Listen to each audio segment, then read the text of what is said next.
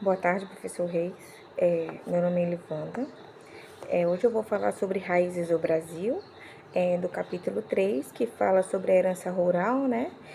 O autor é o Sérgio Buarque de Holanda, foi um sociólogo, né, brasileiro. Então, o que o autor analisa aqui nesse capítulo 3, né? Como eu já falei, ele viu muito, né, sobre uma sociedade, né, que ela conclui que, né, que um dos traços assim característicos dos povos é a cultura e a personalidade que consiste em se apegar a uma pessoa mais do que seus títulos ou posição social. É, e as consequências do personalismo ali naquela época era uma sociedade que não conseguia organização, né? Então, aqui também no capítulo 3 da herança rural, nós vamos ver também muito, né, que fala sobre uma civilização de raízes rurais, sobre a monarquia, né, sobre a febre de reformas econômicas, as riquezas. Então, eu vou passar para você o que eu entendi um pouco, né, do que eu li. Então, eu vou começar explicando, né, sobre a civilização das raízes rurais, que ela foi muito efetivamente nas propriedades rústicas de toda a vida da colônia, ela se concentrava ali durante o século, né, inicial daquela ocupação que teve ali na Europa. Então, as cidades, elas são virtualmente de fatos que são dependente, né, delas mesmas. Então, a monarquia era ainda quem comandava todo aquele processo lá, eram os fazendeiros, né, os filhos de fazendeiros, os escravo, escravocrata, né? É difícil de falar essa palavra, mas então e os filhos dos fazendeiros ali, né, que dominavam toda aquela região ali. Eram pessoas de funções muito altas, né, de profissões bem liberais, e de política também, né, que incluía todo aquele processo lá.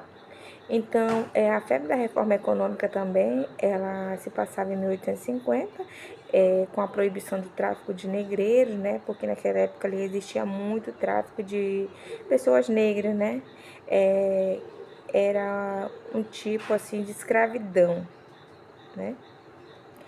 Apesar de tudo, hoje em dia, nós ainda vivemos, né? É muito difícil assim, a gente saber, mas eu acredito sim que nós vivemos ainda tempo de escravidão. Muitas das vezes o que acontece, as pessoas acham que pelo tom da pele da gente, né? Pensar que somos negros, pessoas humildes, vamos supor, no português, pobres, elas pensam que por oferecer um trabalho mais ou menos, vamos supor, assim como a cana-de-açúcar, na roça, na agricultura, elas podem crescer com aquelas pessoas através do plantio daquelas pessoas, através de outras coisas mais, elas podem crescer em cima, podem comercializar todas aquelas mercadorias, sendo que elas começam a escravizar as pessoas primeiro, né? E o que acontece aqui quando o autor relata sobre essas questões, né? Então a riqueza, tudo aquilo ali, ela especulava, né? Provocado por esse meio, ela tinha que ampliar ali, não só a mais, mas também, sobretudo, a custa de tradições, atividades agrícolas, foi como eu acabei de explicar, né? E muito mais. E também a importância, né, de tudo aquilo, né, das raízes do Brasil, foi que o pensamento social do brasileiro é profundo ali naquele momento, né? A obra amplamente ela é reconhecida por sua capacidade de oferecer uma interpretação inovadora. Ela, ao mesmo tempo, o autor ele critica, né, sobre a formação da sociedade brasileira e sendo considerado um clássico que atravessou gerações, né? Como ele mesmo explica, eram pessoas escravizadas, né, sem sociedade. E hoje em dia também vivemos isso ainda, não acabou totalmente. Bom, isso foi o que eu entendi. Obrigada. Falar um pouco sobre Casa Grande Senzala, de Gilberto Freire, capítulo 1. Docente, professor Rodrigo Reis e discente Joana Liberato Kiwi. Gilberto Freire foi um importante sociólogo, antropólogo, escritor brasileiro do século XX. Sua principal obra foi Casa Grande Senzala, 1933. Casa Grande Senzala faz uma reflexão profunda sobre as relações sociais e interações entre diferentes grupos na sociedade colonial brasileira a partir de dois espaços simbólicos, que é a Casa Grande e a Senzala. A Casa Grande ela era dividida por senhores de engenho e a senzala ela era dividida por escravos africanos.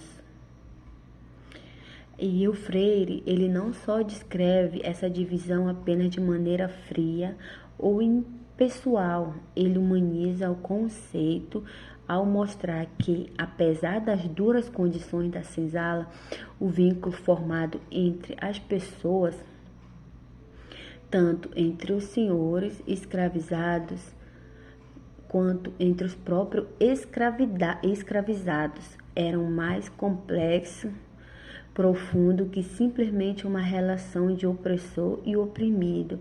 Ele destaca também que muitas das vezes surgiram laços de afeto, dependência e até solidariedade entre esses grupos, que contribuiu para uma cultura única e híbrida no Brasil. Esses três grupos que ele fala são o grupo dos portugueses, os indígenas e os africanos. Freire também aponta que, ao longo do tempo, os portugueses e os negros e os indígenas começaram a se misturar não apenas biológica, mas também culturalmente. Esse processo de mestiçagem foi fundamental para a formação da identidade brasileira de mestiçagem, ao mostrar que, apesar das barreiras ou das opressões, havia uma troca cultural constante entre esses grupos, gerando algo novo. Mas Freire foi mais além de simples análise econômica, social ou da sociedade colonial. Ele examina também as relações pessoais e as dinâmicas de poder que aconteciam dentro da Casa Grande e da senzala. Por exemplo, quando ele fala de uma mulher, uma presença de uma mulher portuguesa na Casa Grande, como ela, apesar de estar confinada à esfera doméstica, tinha um papel fundamental na organização da vida familiar e social. No entanto, também existem várias histórias de resistência, de afetividade entre os escravizados e muitas das vezes buscavam forma de criar laços e confianças e da resistência dentro das limitações impostas pela opressão. Essa humanização dos escravos, que muitas vezes eram tratadas apenas como mão de obra, parece quando Freire fala sobre a solidariedade que existia entre os negros e em muitos momentos, as relações de afeto entre os senhores e seus escravizados eram mais complexas do que imaginava à primeira vista. Freire também, em vez de uma mera descrição sociológica, ele busca entender a natureza humana, que dentro desse contexto histórico, ele vai mais além de simples de uma observação das desigualdades e das violências da escravidão e das relações de classe, e tenta entender como esses diferentes grupos que eles influenciam mutuamente uma sociedade que, por mais desigual e cruel que fosse, também gerou uma nova identidade cultural.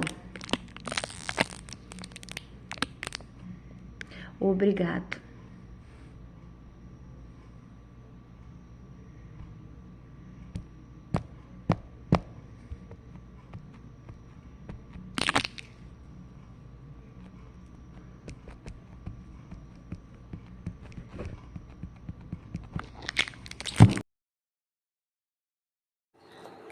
Boa tarde, professor Reis.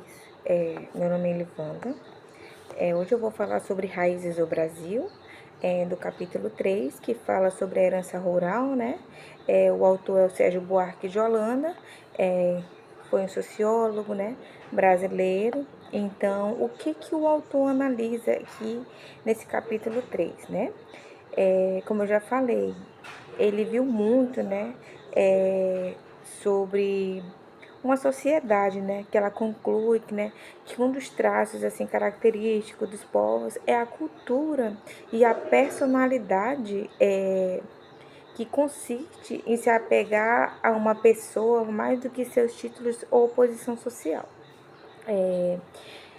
E as consequências do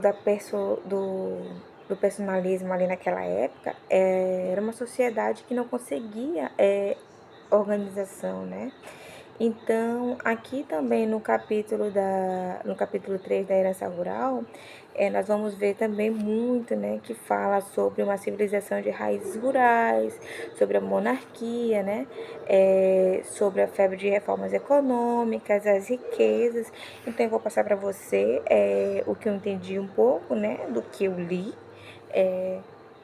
Então, vou começar explicando, né, sobre a civilização das raízes rurais, que ela foi muito efetivamente nas propriedades rústicas de toda a vida da colônia, ela se concentrava ali durante o século, né, inicial daquela ocupação que teve ali na Europa.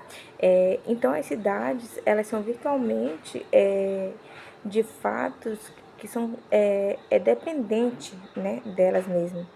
Então, a monarquia era ainda quem comandava todo aquele processo lá, eram os fazendeiros, né, os filhos de fazendeiros, os